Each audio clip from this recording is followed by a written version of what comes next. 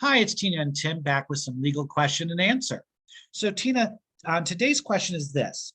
What can somebody expect that can be achieved during a pre-trial conference as it relates to either an original, a modification, or a violation petition in the support court? Okay, at the pretrial conference on any of these support matters, just like in a custody one, the courts are going to want to find out if we can come to a resolution. So if we can't come to a resolution, then the court on a support matter is going to want to know, do we have all of the necessary financial documents so that each party can adequately prepare for trial? So that way the court's going to ask you, let's exchange financials. Do we have an updated financial disclosure affidavit? Do we have W-2s? Do we have tax returns? Do we have pay stubs?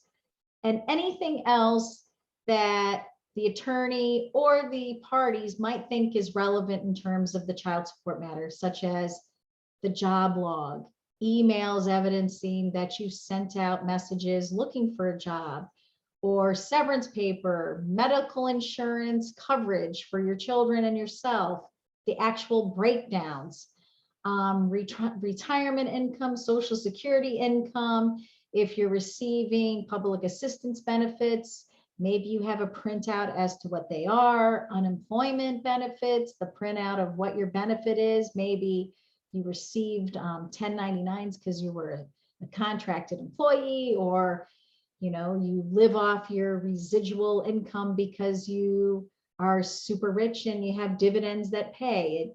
It's the gamut.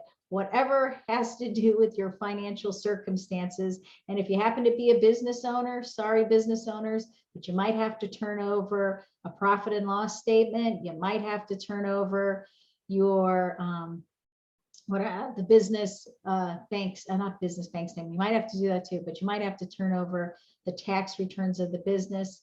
But again, that's a little more complicated because sometimes you're not the sole owner of the business and your other business owners might be protected. So again, you need to consult with a lawyer to find out if you're going to have a support matter, what exactly you need for your particular matter.